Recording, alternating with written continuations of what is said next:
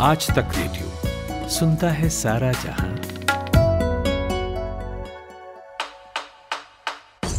नायक और खलनायक, विद्वान और महारथी, कला के ऐसे सितारे जो अब भी आसमान में चमकते हैं, और ऐसी हस्तियां जो इतिहास में अमर है।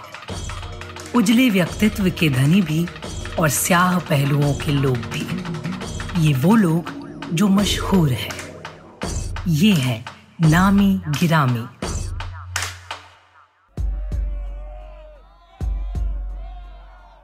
उन्नीस 1946 का साल था।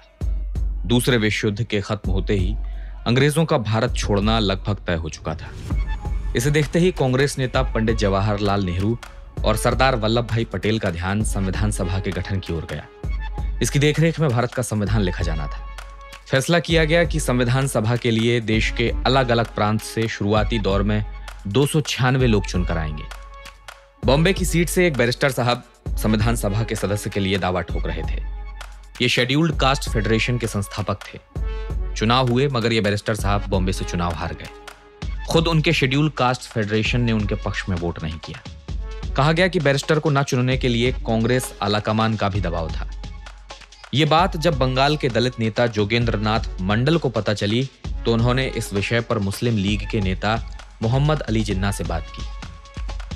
हल ये निकला कि जोगेंद्र नाथ मंडल मुस्लिम लीग के समर्थन से उस बैरिस्टर को संविधान सभा में भेजेंगे। बंगाल प्रांत से चुनकर अब वो बैरिस्टर संविधान सभा में पहुंच चुके थे, मगर स्थिति कुछ दिनों में ही बिगड़ने वाली थी। भारत के विभाजन का फैसला हो गया और जिस बंगाल प्रांत से चुनकर बैरिस्टर संविधान सभा में पहुंचे थे वो प्रांत अब पाकिस्तान का हिस्सा था।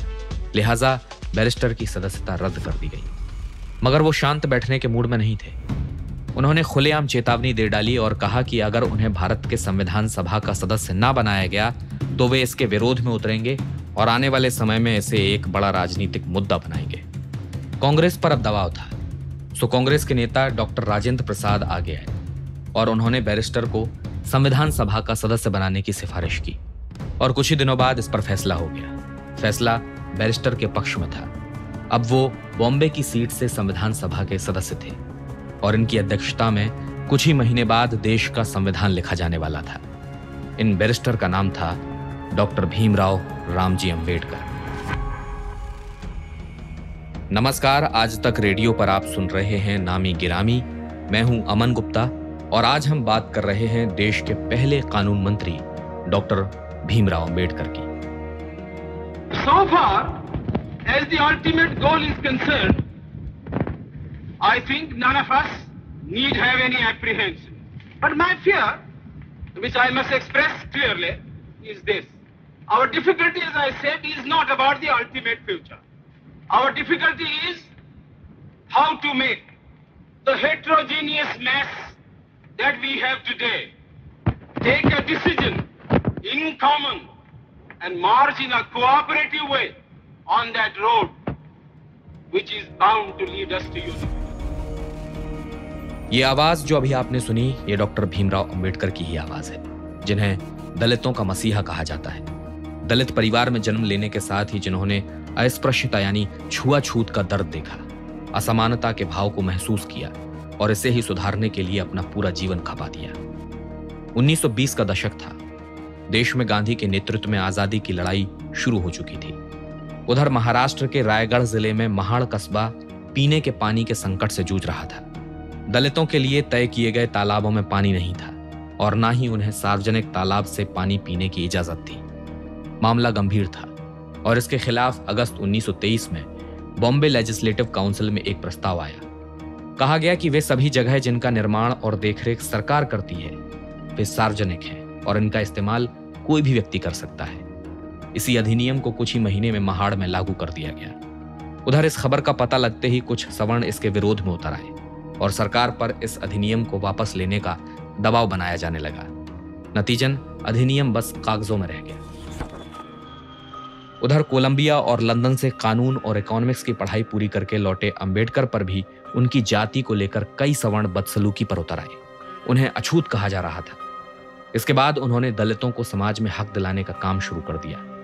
उसी दौरान महाड़ कस्बे में दलितों ने अंबेडकर से मिलने की योजना बनाई। वो उनके पास पहुंचे और अपनी व्यथा बताई।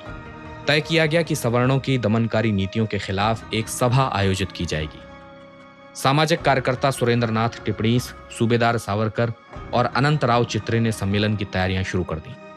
आसपास के पहाड़ियों और घाटियों में रहने वाले दलित वर्गों को सम्मेलन में आने का न्योता दिया गया। तैयारी पूरी हो चुकी थी। महाराष्ट्र और गुजरात के लगभग सभी जिलों से दलित वर्गों के हजारों प्रतिनिधि, कार्यकर्ता और नेता महाड़ सम्मेलन में हिस्सा लेने पहुंचे। अंबेडकर ने भाषण शुरू किया। 3 चीजों का तुम्हें परित्याग करना होगा।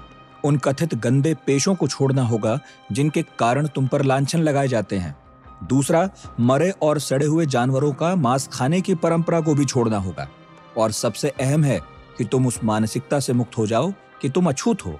क्या यहाँ हम इसलिए आए हैं कि हमें पीने के लिए पानी मैसर नहीं होता है? क्या यहाँ हम इसलिए आए हैं कि यहाँ के जायकेदार कहलाने वाले पानी के हम प्यासे हैं? नहीं, दरअसल इंसान होने का हमारा हक जताने हम यहाँ आए हैं। भाषण खत्म होते ही तय किया गया कि अंबेडकर की अगुवाई में हजारों की संख्या में दलित चौदार तालाब का पानी पीने के लिए कूच करेंगे। 20 मार्च 1927 को कड़कड़ाती धूप में अंबेडकर के साथ एक जन सैलाब चौदार का पानी पीने के लिए निकला। चौदार पहुंचकर सभी ने तालाब का पानी पिया। उधर सवर्णों में यह खबर फैल गई कि दलितों ने चौदार को अपवित्र कर दिया है और अब वो वीरेश्वर मंदिर में प्रवेश की योजना बना रहे हैं। यह सुनते ही सवर्णों का एक बड़ा तबका आग बबूला उठा। क्रोध से तमतमाए वो दलितों की बस्ती पहुंच गए और उन्हें बेरहमी से मारना शुरू कर दिया। खून से लथपथ लोग भागे भागे अंबेडकर के पास पहुंचे और उन्हें सारी बात बताई। पुलिस को खबर की गई, तब जाकर मामला शांत हुआ। अगले दिन सवर्णों ने चवदार तालाब को पवित्र किया और कोर्ट में उसे सरकारी नहीं बल्कि निजी संपत्ति बता दिया। कुछ महीने तक तो सब शांत रहा, मगर दिसंबर आते आते अंबेडकर ने वापस से चवदार तालाब की ओर कूच करने का ऐलान कर दिया। इसकी सूचना मिलते ही तालाब के चारों ओर पुलिस लगा दी गई। बीच रास्ते में ही अंबेडकर को रोक लिया गया। उन्हें बताया गया कि कलेक्टर मिस हुड उनसे मिलना चाहते हैं। अंबेडकर उनसे मिलने पहुंचे तो हुड ने कहा कि डॉक्टर अंबेडकर, आपको ये आंदोलन वापस लेना होगा, वरना मुझे आपके हजारों समर्थकों को मजबूरन गिरफ्तार करना पड़ेगा। सवर्णों ने चवदार तालाब को अपनी निजी संपत्ति बताया है और जब तक मामला कोर्ट में है तब तक आप इसमें दखल नहीं दे सकते। मजबूरन अंबेडकर को यह आंदोलन वापस लेना पड़ा। आंदोलन तो जरूर वापस हुआ, मगर देश में एक दलित नेता के उदय के साथ। एक ऐसा नेता जो दलितों के हक के लिए सवर्णों की आंखों में आंखें डालकर उसे ललकारने का माद्दा रखता था। महाड़ सत्याग्रह के बाद दलितों के हितों को लेकर आवाजें उठने लगी। महात्मा गांधी भी उसमें अपना योगदान दे रहे थे, मगर फिर भी अंबेडकर दलित उत्थान को लेकर गांधी के विचारों के खिलाफ रहे। अलीगढ़ मुस्लिम यूनिवर्सिटी में पॉलिटिकल साइंस के प्रोफेसर डॉक्टर मिर्जा असमर बेग इसका कारण बताते हैं। बड़े लोगों के वैचारिक मतभेद हो सकते हैं, लेकिन वो ऐसा नहीं होता कि वो उनको लाइक नहीं करते, वो उनको लाइक नहीं करते। इश्यूज थे, जैसे बड़ी अच्छी बात और बड़ी प्रैक्टिकल बात उन्होंने कही कि साहब गांधी कोई महात्मा नहीं है, he is just an episode in history. फिर एक और बड़ी कंट्रोवर्शियल बात भी उनका था, आप गांधी जी रिफॉर्मर भी नहीं है, क्योंकि रिफॉर्म तो कर ही नहीं रहे समाज का, तो रिफॉर्मर किस बात? क्यों? क्योंकि ये दोनों चीजें उनकी किस बात पे थी? गांधी जी कास्ट सिस्टम के सपोर्ट में थे और वर्णा सिस्टम के सपोर्ट में थे। उस चीज पर वो जाहिर सी बात उनके अपोज थे कि साहब, क्योंकि आपको सबको पता है कि कास्ट सिस्टम के और उसकी जो परेशानियां थी, जो खुद अंबेडकर ने झेली थी, और सब उनका अपना एक्सपीरियंस था और सारे देश के दूसरे लोगों का एक्सपीरियंस है जो अनटचेबल्स माने जाते हैं आज तक कॉन्स्टिट्यूशनल प्रोस्क्रिप्शन के बावजूद। तो वो उनकी अपनी एक व्यू थी। और दूसरा उनका जो था वो एक और बड़ा वैलिड क्रिटिसिज्म था गांधी जी का, जो बहुत ही मशहूर प्रिंसिपल है ट्रस्टीशिप का, कि साहब अमीर लोग जो हैं वो गरीबों के बारे में सोचेंगे, उनके बारे में उनके। तो अंबेडकर आपको पता हो तो इकोनॉमिस्ट भी थे, वो इस पे भी अगेंस्ट थे कि साहब गांधी जी का आइडिया कहने में बड़ा अच्छा है लेकिन इट्स नॉट प्रैक्टिकल, ऐसा कभी भी नहीं होगा। और आज अगर हम आज के कॉन्टेक्स्ट में देखें तो उनकी बात बिल्कुल सही साबित हुई। 15 अगस्त 1932 लंदन में दूसरी राउंड टेबल कॉन्फ्रेंस की बैठक चल रही थी। गांधी कांग्रेस का तो अंबेडकर शोषित वर्गों का नेतृत्व कर रहे थे। कॉन्फ्रेंस के दौरान अंबेडकर ने ब्रिटेन के तत्कालीन प्रधानमंत्री रामजी मैकडॉनल्ड से कहा कि वो दलितों के लिए भारत में सेपरेट इलेक्टोरेट की मांग करते हैं, यानी कि ऐसे क्षेत्र जहां पर केवल दलित ही चुनाव लड़ सके और मतदान का हक भी केवल उन्हीं लोगों को हो, समुदाय के बाकी लोगों को नहीं। कॉन्फ्रेंस खत्म हुई। कुछ ही महीने बाद ब्रिटेन के प्रधानमंत्री मैकडॉनल्ड ने अंबेडकर की बात को स्वीकार कर लिया। दलितों को सेपरेट इलेक्टोरेट के तहत 71 रिजर्व्ड सीटें दी गईं। इसके साथ ही उन्हें अनरिजर्व्ड सीटों पर मतदान करने का हक दिया गया। अब मुस्लिम, सिख, ईसाई, एंग्लो इंडियन के बाद दलित के भी हिस्से में सेपरेट इलेक्टोरेट का अधिकार था। मगर पुणे के यरवड़ा सेंट्रल जेल में बंद गांधी इसके लिए राजी नहीं थे। उन्होंने तुरंत अंबेडकर से सेपरेट इलेक्टोरेट के अधिकार को छोड़ने को कहा। मगर अंबेडकर गांधी की इस बात के बिल्कुल भी पक्षधर नहीं थे। उनका मानना था कि अगर दलितों को समाज में समानता पाना है तो उसके लिए उन्हें सेपरेट इलेक्टोरेट का अधिकार मिलना ही चाहिए, वरना दलितों को ना तो समाज में और ना ही राजनीति में कोई हक मिल पाएगा। दूसरी ओर गांधी का यह मानना था कि सेपरेट इलेक्टोरेट हिंदुओं के बीच मतभेदों को और जन्म देगा, और इसी के विरोध में गांधी ने अनिश्चितकालीन अनशन पर जाने का ऐलान किया। हर बीतते दिन के साथ गांधी की तबीयत बिगड़ती जा रही थी, मगर अंबेडकर अभी भी झुकने को तैयार नहीं थे। उनका साफ कहना था कि गांधी के जीवन के लिए वो अपने लोगों की बलि नहीं दे सकते। देश भर में अंबेडकर के खिलाफ प्रदर्शन होने लगे। पंडित मदन मोहन मालवीय समेत कई नेता अंबेडकर से मुलाकात करने पहुंचे। उन्हें गांधी की बात मान लेने को कहा, लेकिन अंबेडकर अभी भी इसके पक्ष में नहीं थे। चौतरफा दबाव के बाद उन्होंने खुद गांधी से मिलने का निर्णय लिया। अंबेडकर गांधी से मिलने यरवड़ा सेंट्रल जेल पहुंचे और उनसे कहा कि मैं आपकी बात मानने के लिए तैयार हूं, लेकिन मेरी एक शर्त है। जो सीटें दलितों के लिए आरक्षित नहीं है उन पर हर 10 साल में चुनाव होंगे, मगर आरक्षित सीटों पर चुनाव 15 साल बाद होंगे। गांधी इसके लिए भी राजी नहीं थे। वो चाहते थे कि चुनाव हर 5 साल बाद हो। अंबेडकर उनकी बात मान तो गए, मगर उन्होंने गांधी से आरक्षित सीटें बढ़ाने की मांग कर दी, और अब आरक्षित सीटें 71 से बढ़कर 147 हो गई थी। सेपरेट इलेक्टोरेट की जगह ज्वाइंट इलेक्टोरेट ने ले ली थी। अब दलित नहीं बल्कि समाज का हर तबका चुनाव में खड़े दलित प्रत्याशी को वोट देने वाला था। यह पूना पैक्ट कहलाया, और इस पैक्ट के विरोध में कई दलित नेता आए। उनमें सबसे बड़ा नाम था कांशीराम का। उन्होंने पूना पैक्ट के बाद के युग को चमचा युग कह डाला। इस पैक्ट के 50 साल पूरे होने पर 23 सितंबर 1982 को कांशीराम ने एक किताब का विमोचन किया। किताब का नाम था एन एरा ऑफ स्टूजेस, यानी चमचा युग, जिसमें उन्होंने लिखा था कि पूना पैक्ट की वजह से दलित अपने वास्तविक प्रतिनिधि को चुनने से वंचित कर दिए गए। कहा जाता है कि बाबा साहब अंबेडकर के दलितों के लिए सेपरेट इलेक्टोरेट की मांग के पीछे का एक कारण था जिसे गांधी समझ नहीं पाए।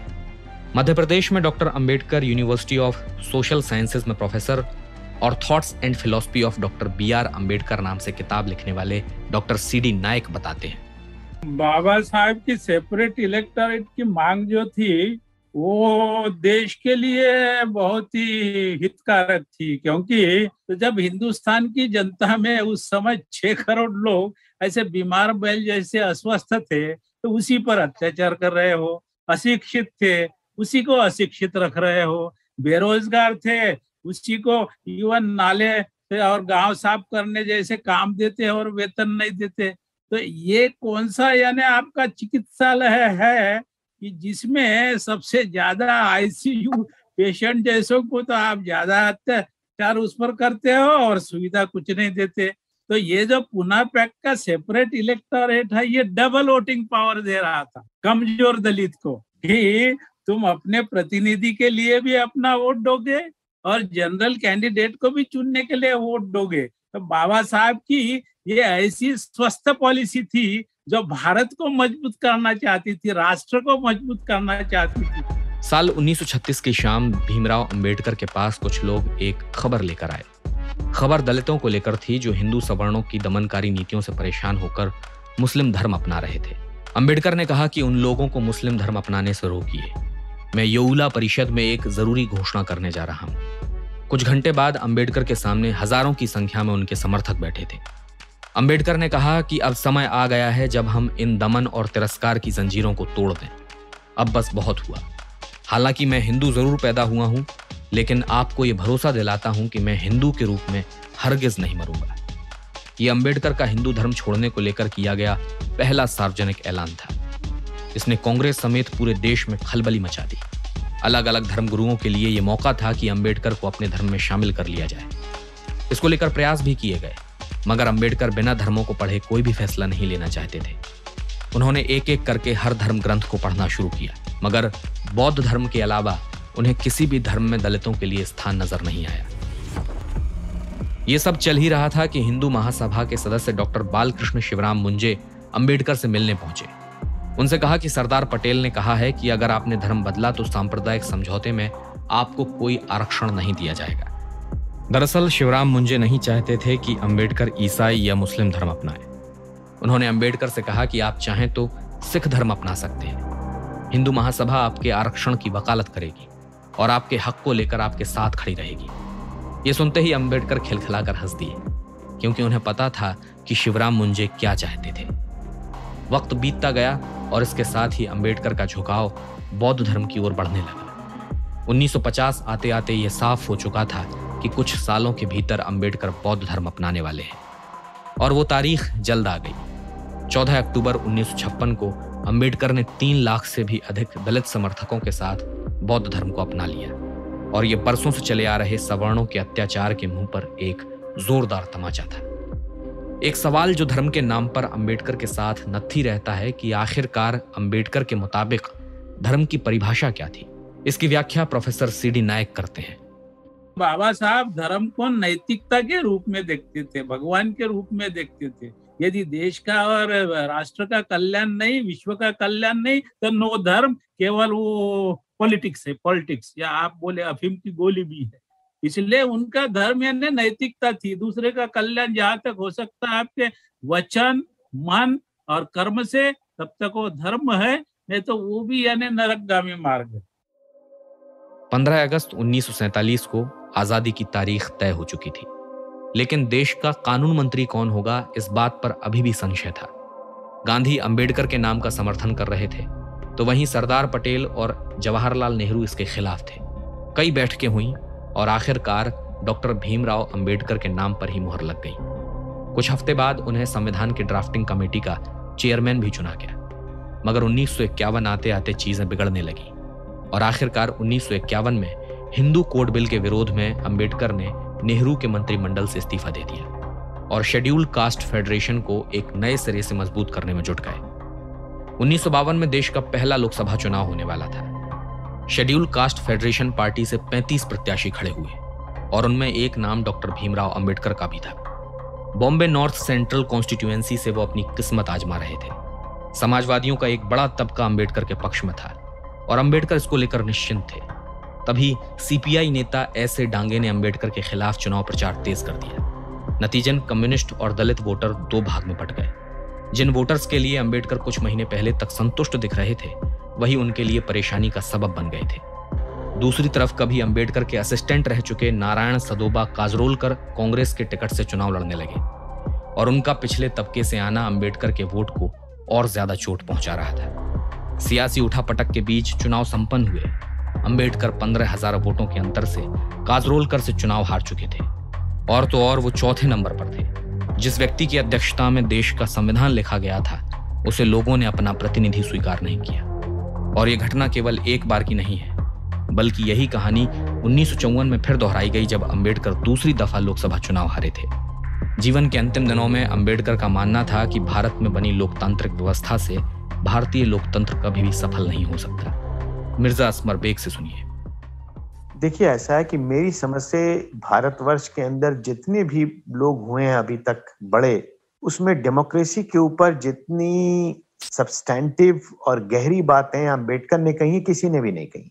देखिए, उन्होंने बड़ी अच्छी बात की। उन्होंने कहा, देखिए ऐसा है कि हमारे नेशनल मूवमेंट, आप सबको पता है, हमारे बहुत से लीडर्स जो थे ज्यादातर वेस्ट में पढ़े हुए थे।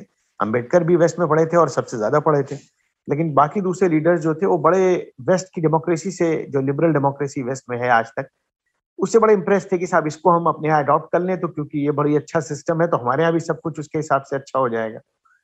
तो अंबेडकर का, और वो वेस्टर्न लिबरल डेमोक्रेसी आपको पता है उसमें किस चीज पे जोर देती है? लिबर्टी पे, स्वतंत्रता पे। इंसान की स्वतंत्रता जो है, लिबर्टी जो है, वो सबसे बेसिक चीज है, इंपॉर्टेंट चीज है। अंबेडकर ने कहा कि नहीं साहब, ये जो सिस्टम है, ठीक है आपने उसको अडॉप्ट कर लिया, बहुत अच्छी बात है, लेकिन वो इस डेमोक्रेसी के 2 बड़े इंपॉर्टेंट जो एस्पेक्ट्स हैं उनको एम्फेसाइज करते थे, और वो कहते थे कि वो अगर नहीं है तो लिबर्टी बेकार है। और वो कौन सी चीजें? 2 चीजें हैं, फ्रेटर्निटी और इक्वालिटी, बंधुत्व और समानता। और उनका कहना था कि बगैर इन दोनों चीज के स्वतंत्रता बेकार है, और काफी हद तक ये बात सही भी। डॉक्टर भीमराव अंबेडकर को हमेशा कई चश्मों से देखा जाता रहा। एक शख्स जो विभाजन की मुखालफत के बाद भी जिन्ना के समर्थन से संविधान सभा में पहुंचा, जिसने हिंदू औरतों को उनका हक न मिल पाने के गुस्से में कैबिनेट से इस्तीफा दे दिया, जिसने अपना पूरा जीवन दलितों के उत्थान को समर्पित कर दिया और संविधान के अस्तित्व में आते ही अगले साल लोकसभा चुनाव हार गया। मगर इन सब के बाद भी जब जब शोषितों पर अत्याचार हुआ है, जुबान से जय भीम ही निकला है। आज के नामी गिरामी में बस इतना ही। आपको यह एपिसोड कैसा लगा हमें जरूर बताइएगा radio@aajtak.com पर। किसी और विषय पर आप चाहते हैं कि नामी गिरामी हमें करना चाहिए तो इसी पते पर खबर कर सकते हैं। इस एपिसोड को प्रोड्यूस किया है हमारे साथी सूरज कुमार ने और साउंड मिक्सिंग की है अमृत रेगी ने। मेरा नाम अमन गुप्ता है। इजाजत दीजिए, नमस्कार।